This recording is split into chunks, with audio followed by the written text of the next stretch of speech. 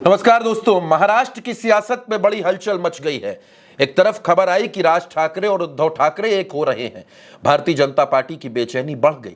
BJP को लगा कि राज ठाकरे और उद्धव ठाकरे का एक होना बीएमसी के चुनाव में बीजेपी को बहुत परेशान करेगा। लेकिन दूसरी खबर जो आई वो बीजेपी के लिए कुछ राहत वाली थी। खबर ये चल रही है महाराष्ट्र की सियासी फिजाओं में कि शरद पवार, जी हां, शरद पवार और उनके भतीजे अजीत पवार के बीच में सब कुछ धीरे धीरे ठीक होने लगा है। बातचीत चल रही है, आखिरी दौर की बातचीत है, और अगर सब ठीक रहा तो शरद पवार अपनी पार्टी का विलय भी अजीत पवार की पार्टी में कर सकते हैं। अब दोस्तों, आज की तारीख में शरद पवार के पास 8 सांसद हैं, और अगर शरद पवार अपनी पार्टी का विलय कर देते हैं, अजीत पवार इन दिनों नरेंद्र मोदी के साथ हैं, उस गठबंधन में है, तो नरेंद्र मोदी को यह मजबूती मिलती है। लेकिन सबसे बड़ी राहत नरेंद्र मोदी को कहां मिलती है जानते हैं आप? सबसे बड़ी राहत नरेंद्र मोदी को मिलती है नीतीश कुमार से। तब नीतीश कुमार बार्गेनिंग करने की स्थिति में नहीं रहेंगे, तब नीतीश कुमार कुछ मांगने की स्थिति में नहीं रहेंगे।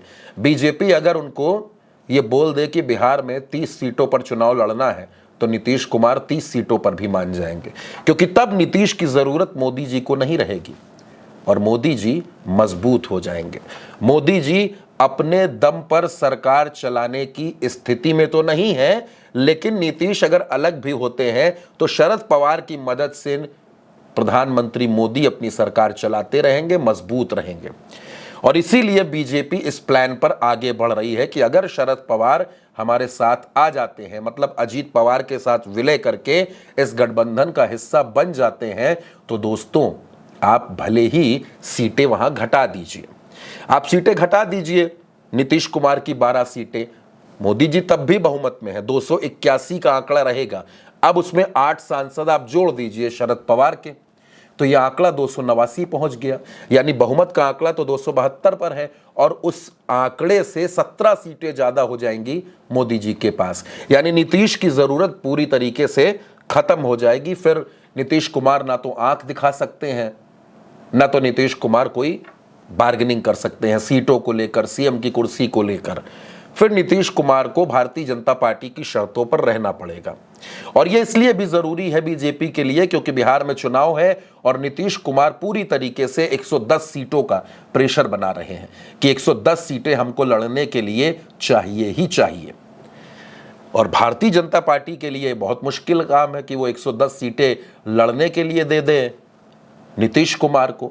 इसी वजह से बीजेपी ने अपने दूसरे प्लान पर काम करना चालू किया है कि शरद पवार अगर इस पाले में आ जाते हैं, अजीत पवार और शरद पवार के रिश्ते बेहतर हो जाते हैं, तो इसका फायदा मिलेगा भारतीय जनता पार्टी को, और फिर नीतीश कुमार खाली हाथ रह जाएंगे।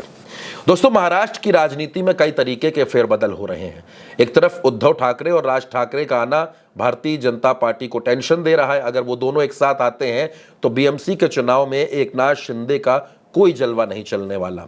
और वैसे भी एकनाथ शिंदे, अजीत पवार और फडणवीस के बीच नाराजगी की खबरें भी सामने आ रही हैं। अब ऐसे में एक तरफ तो झटका है, लेकिन दूसरी तरफ मोदी जी को थोड़ी राहत है।